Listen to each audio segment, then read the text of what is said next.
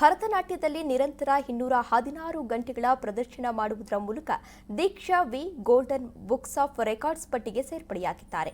ಭರತನಾಟ್ಯದಲ್ಲಿ ಉಡುಪಿ ಜಿಲ್ಲೆಯ ಬ್ರಹ್ಮಾವರ ತಾಲೂಕಿನ ಆರೂರು ಗ್ರಾಮದ ನಿವಾಸಿ ದೀಕ್ಷಾ ವಿ ವಿಶ್ವ ದಾಖಲೆಯನ್ನು ನಿರ್ಮಿಸಿದ್ದಾರೆ.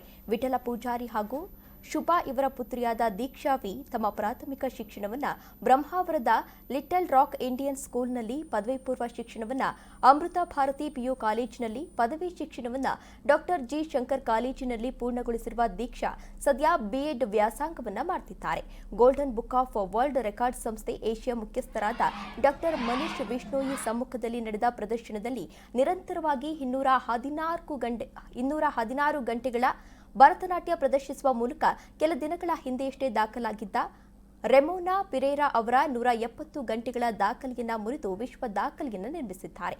ಈ ವೇಳೆ ಮಾಜಿ ಶಾಸಕ ರಘುಪತಿ ಭಟ್, ರತ್ನಕಲಾ ಮಂಡಲದ ಅಧ್ಯಕ್ಷ ಮಹೇಶ್ ಠಾಕೂರ್, ಕಲಾ ಗುರುಗಳಾದ ವಿದ್ವಾನ್ ಶ್ರೀಧರ್ ರಾವ್ ಹಾಗೂ ಪತಿ ರಾಹುಲ್ ಉಪಸ್ಥಿತರಿದ್ದರು. ಇನ್ನು ಬಹುಮುಖ ಪ್ರತಿಭೆಯಾಗಿರುವಂತಹ ವಿದುಷಿ ದೀಕ್ಷಾ ಭರತನಾಟ್ಯವನ್ನದಲ್ಲದೆ ಯಕ್ಷಗಾನ, ವೀಣೆ, ಚಂಡೆ ಮದ್ದಳೆ, ಚಿತ್ರಕಲೆ ಸಹಿತ ಅನೇಕ ಪ್ರಕಾರಗಳಲ್ಲಿ ತಮ್ಮ ಆಸಕ್ತಿ ಹಾಗೂ ಪ್ರತಿಭೆಯನ್ನು ಮೆರೆದಿದ್ದಾರೆ.